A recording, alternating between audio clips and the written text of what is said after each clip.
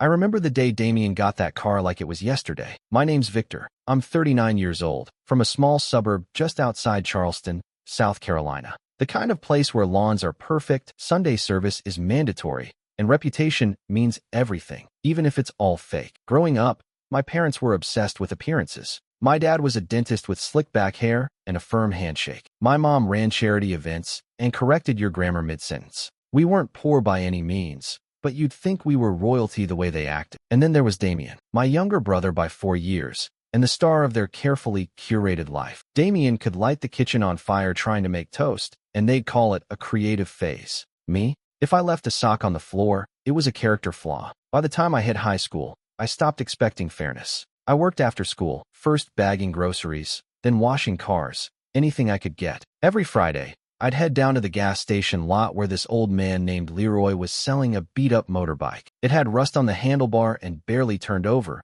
but I wanted it bad. Took me almost a year to save up. That bike was freedom. I paid cash. 3 months later, Damien got caught joyriding a stolen BMW with 2 other kids. The cops let him off with a warning, and my parents bought him a brand new Honda Civic to keep him out of trouble. My mom even said, he just needs some positive reinforcement. Positive reinforcement for committing a felony. That's when it really sank in. I wasn't the son. I was the benchmark, the control group they used to make excuses for Damien. If I brought home A's, they asked why I wasn't taking honors courses. Damien barely passed chemistry, and they threw a pizza party. One night, I think I was 16, I came home late from the garage and saw Damien passed out on the couch, reeking of cheap beer. My dad just draped a blanket over him and whispered, he's finding himself. Me? If I even looked tired in the morning, I got told, don't start slacking. People are watching. I stopped bringing home trophies, stopped trying to impress them. It didn't matter. I was the one who kept my head down, who packed my own lunch, who paid for my own prom tux. Damien?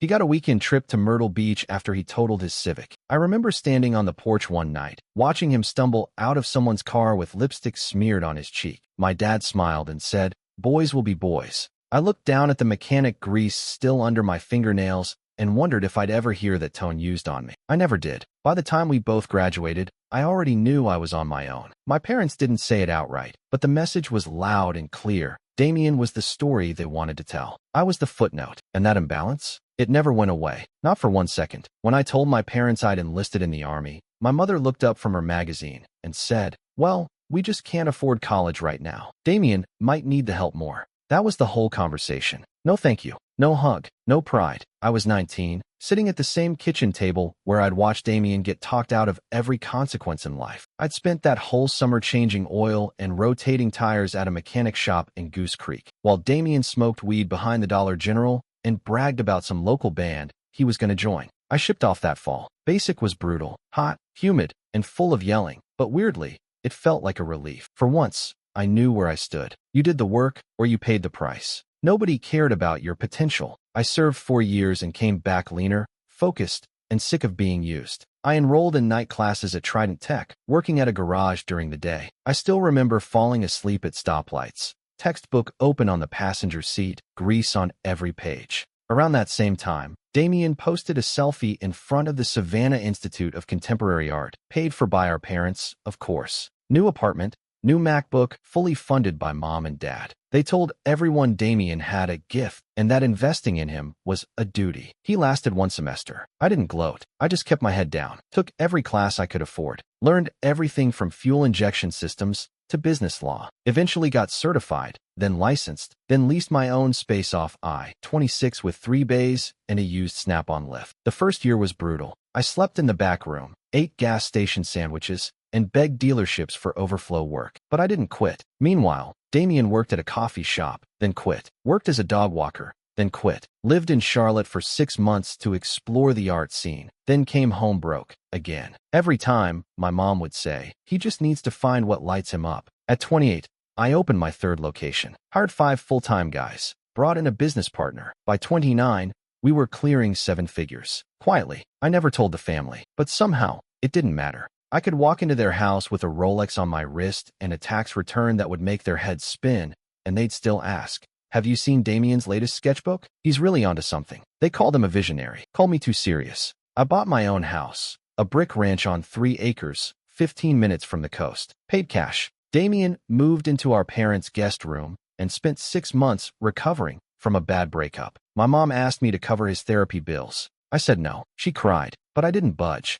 I had built every inch of my life from sweat and steel, and still, to them, I was just doing well for someone so practical. They never asked how I did it, never asked what I sacrificed. I was the fallback plan, the safety net, and Damien, he was the dreamer, the prodigal son still waiting for his big break. It never seemed to occur to them that I'd already made mine, and that I made it alone. The first time I met Elise, she was wearing a faux fur jacket in Charleston in May. She strolled into my parents' backyard like she was about to be photographed by Vogue. Big sunglasses, perfectly styled hair, and a little designer dog peeking out of a Louis Vuitton tote. Damien was behind her in cargo shorts and a faded band tee, like some sad accessory she'd forgotten to leave in the car. "Everyone, this is Elise," my mom said with a sparkle in her eye like she was presenting royalty. I gave a polite nod, but Elise didn't even look at me. She immediately launched into a story about almost getting scouted as a model at an Atlanta airport. The whole thing sounded like a lie,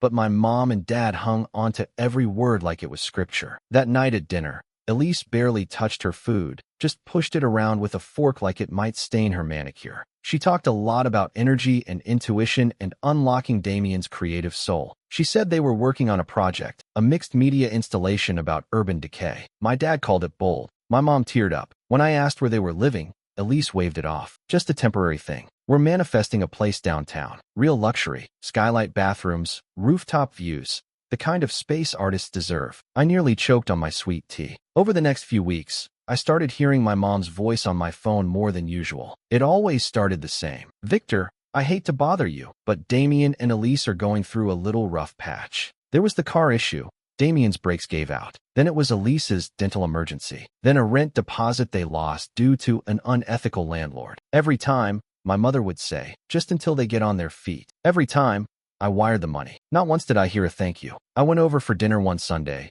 and Elise was showing my mom a photo of some influencer's wedding on her phone. "Simple elegance, but timeless," she said, flipping through. "We're not saying we'll do it exactly like this, but we are a brand, you know." "You and Damien?" I asked. She looked at me like I was a confused child. "Of course. Our aesthetic is aspirational creativity." Damien nodded solemnly like this was some profound truth. Later, as we sat down to eat, Elise turned to me and said, "So, Victor, any luck in the romance department? Or are you still, what's the word, mechanically minded?" I raised an eyebrow. "You mean single?" "Well, yeah," she giggled, glancing at my mom for approval. "You're so focused on tools and tires. I just worry you'll miss out on a real connection." My mom laughed a little too loudly. "Victor's always been more about practicality than passion." I stayed quiet. What was I supposed to say? That I'd been too busy running for shops, managing payroll, and keeping half of Charleston's cars on the road? That maybe I didn't have time for rooftop wine tastings and matching silk robes? The next month, another emergency popped up. Elise had booked a wellness retreat on credit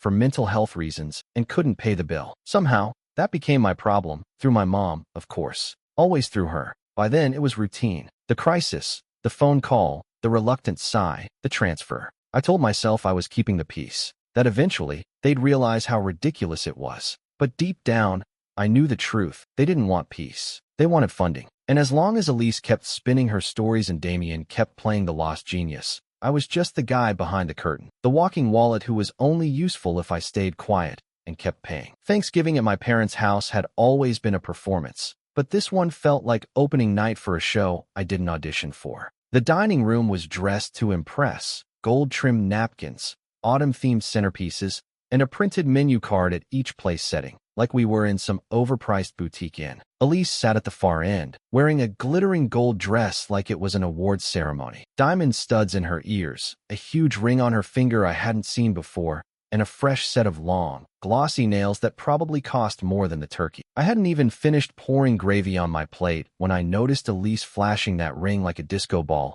every time she lifted her glass. She wasn't being subtle. "Beautiful, isn't it?" she said, loud enough for everyone to hear. Damien picked it out himself. I looked up from my plate. "That's so?" Damien gave me a nervous smile, rubbing the back of his neck. "Yeah, we've got some big news." My fork stopped halfway to my mouth. "We're getting married," Elise announced, holding out her hand again, like we hadn't already seen it 5 times. "Valentine's weekend. Just felt right, didn't it, baby?" Damien nodded, still avoiding eye contact. My mother clapped her hands like a pageant host. "We're so excited. Finally some joy around here." I wasn't sure who that jab was meant for, but I let it slide. Anyway, Elise said, drawing out the word as she reached for her wine glass. We've found the perfect venue. Oceanfront, great lighting, lots of potential for a drone video. That's great, I said, even though none of this felt great. She went on, practically glowing. Only thing is, it's a bit of a stretch financially. Just the deposit alone is 19 grand. But I told Damien it'll be worth it. People remember the venue. That was when I knew this wasn't just an announcement. This was a setup.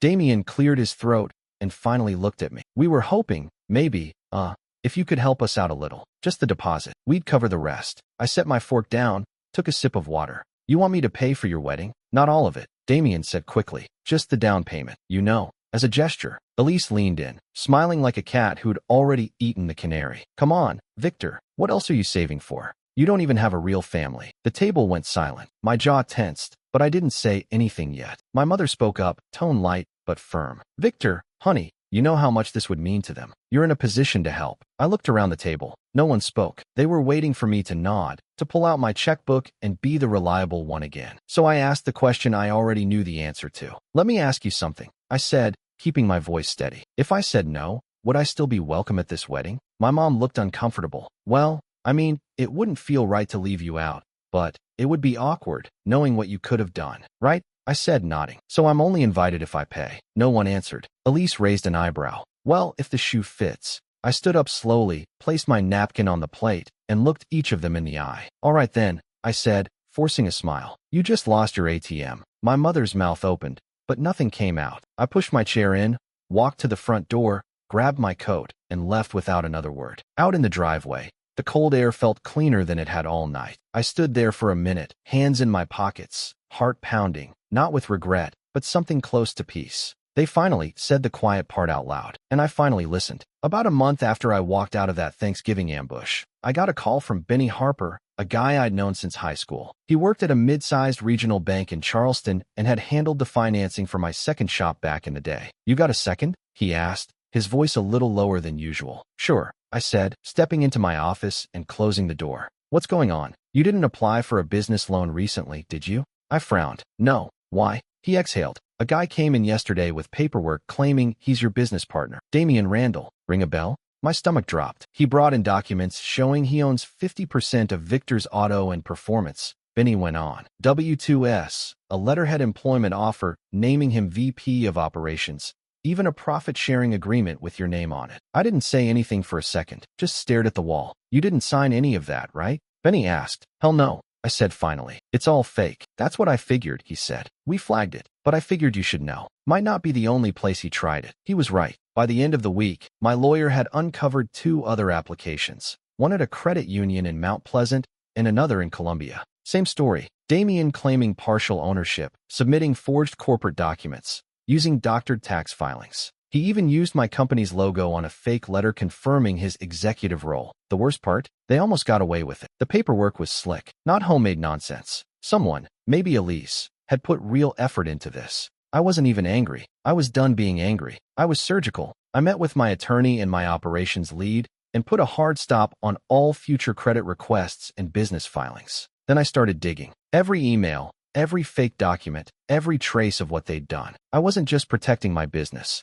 I was preparing for war. My legal team drafted cease and desist letters, filed reports with the banks, and submitted a fraud alert to the Small Business Administration. Damien had crossed a line he couldn't dance his way out of. And Elise? She was smarter than she looked. Every document traced back to a burner email in her name. We found the same font she used in some of her Instagram graphics, matching what appeared on the fake job offer letter. It was like they weren't even trying to hide. That's when I knew this wasn't a cry for help. It wasn't desperation. It was theft, fraud, deliberate and planned. I could have gone straight to the police, filed charges, made it public, but I didn't. Not yet, because I wasn't just trying to stop them. I wanted them to unravel, quietly, painfully, legally. That night, I sat at my desk and opened a folder labeled Phase 2. It had names, dates, screenshots, transcripts, Elise's shady social media promotions, Damien's failed GoFundMe for a fake documentary, emails from my mom, guilt-tripping me into wiring money just this once. For the first time in my life, I wasn't reacting. I was controlling the narrative. They thought I'd always be the reliable one, the steady, silent ATM. They forgot that underneath the calm, quiet one, I'd been building.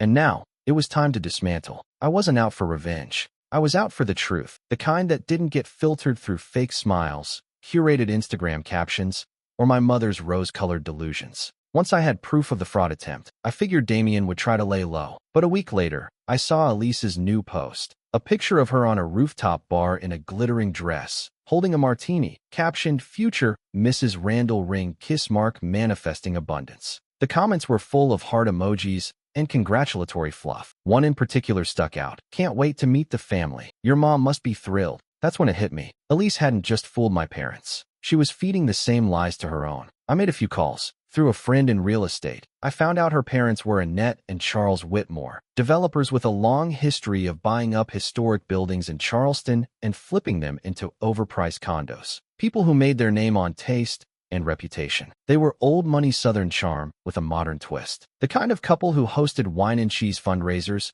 and went on European yacht tours with partners, not friends. I dug deeper. Elise had been married twice before, both times to older men. The first, a commercial developer in Tampa. The second, a tech consultant in Atlanta. In both cases, the marriages ended within 2 years. Both divorces were sealed, but not before public court filings showed prenuptial disputes and asset transfers that left her with suspiciously generous settlements. I found credit card debt, payday loans, an eviction in Savannah from a luxury apartment where she had left behind thousands in unpaid rent. Her social accounts told a different story, of course: beach selfies, business trips, photos of Damien looking like a hostage in pastel linen shirts. I compiled everything: screenshots of the fraud documents, copies of the fake VP title, and emails from Elise's burner address, pictures of her flaunting luxury goods while owing back taxes in 2 states. Then I packaged it all. I printed the whole thing, 74 pages of curated reality peeled back to bare facts, and mailed it to the Whitmore estate in Bluffton.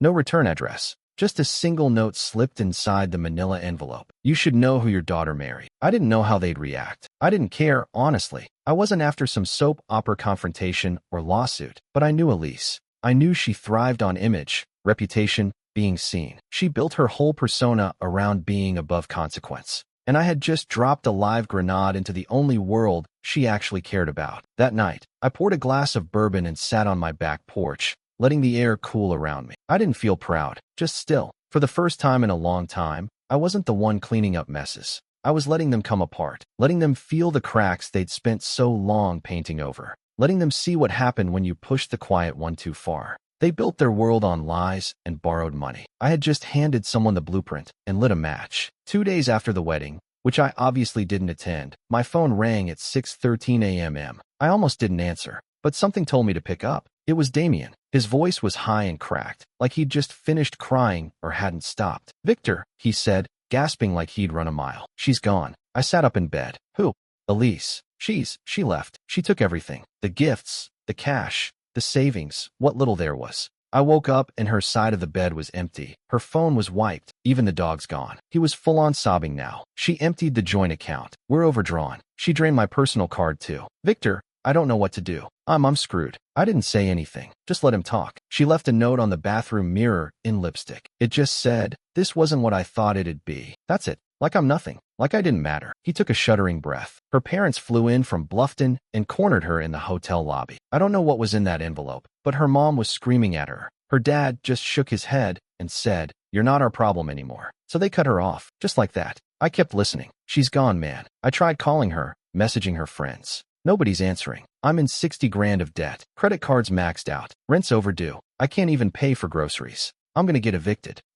I don't have anything." His voice dropped to a whisper. "I need your help." Those 4 words hung in the air like smoke. "I swear," he said quickly, "I'll get it together this time. I'll work. Anything. I'll go back to that warehouse job. I'll even pay you back. I need a place to stay, just for a little while. Or maybe you can loan me something, just enough to get caught up. Please." I heard the desperation, but I also heard the echo of every other time, every other crisis, every other plea. The money, the excuses, the promises that never meant anything. And now here he was, stripped of Elise, of fantasy, of comfort, finally feeling the cold. I thought about all of it, about how they never once came to me with honesty, about how I was only their brother when it served them. "Where are you now?" I asked. He sniffed. "In the apartment. But I have, 3 days max before they start the eviction process." I could hear it, the panic rising again. I stared out the window at the quiet morning light. "I'll think about it," I said. A pause. Wait, what does that mean? It means I'll think about it. Click. I let the silence fill the room. Because for once, the silence was his, not mine. And for the first time in my life, I wasn't the one holding the safety net. I was the one letting it go. We met at a diner on Rivers Avenue. Neutral ground. One of those places that hadn't changed in 30 years. Red booths, weak coffee, a jukebox no one touched. I got there first and ordered black coffee. Damien showed up 10 minutes late, looking like someone who'd run out of luck and sleep a long time ago. He'd lost weight, dark circles under his eyes, hoodie hanging off his shoulders, knuckles scabbed. He slid into the booth across from me without saying a word. I waited. He picked up the menu, then set it back down. Thanks for meeting. I nodded once. He exhaled. I screwed up. I know that. I've been thinking a lot, and I get it now. All of it. How I acted. What I took for granted. What I did to you. I didn't respond. I wanted to hear what he'd say when the silence stretched. I'm trying, man. Really. I picked up a job at a warehouse out in Monk's Corner. Night shifts. Forklift work. Not glamorous, but it's something. I took a sip of coffee. You bankrupt yet? He blinked. Yeah. Filed last week. I had to.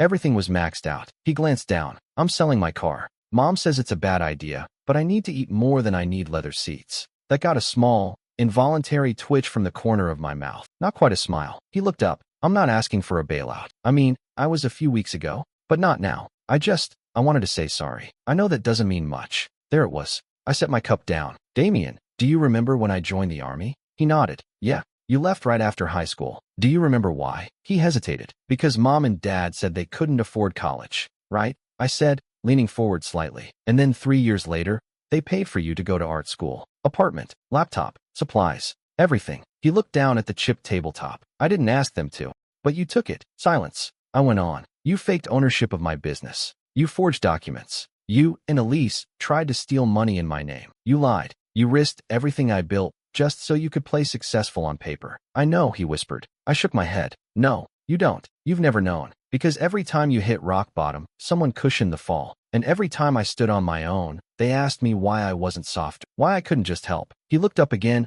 eyes glassy. So what now? I pulled a $10 bill from my wallet, slid it under the coffee cup. What now? I stood up. Now you grow up. He stared at me like he was waiting for something else. A hug, a hand on the shoulder, some soft closing chapter. Instead, I said, you're not my brother. You're my parents' son. And I walked out. 6 months later, I heard from a mutual friend that Damien was still working at the warehouse. Double shifts, no car, riding his bike in the rain. He'd lost a lot, but hadn't quit. My mom called every other week, trying to get me to soften. He's learning, she'd say. He's suffered enough. I didn't answer the calls anymore. I'd already said everything that needed saying. Some people grow through love. Others only grow through consequence. And for the first time in my life, I wasn't in the way of that process.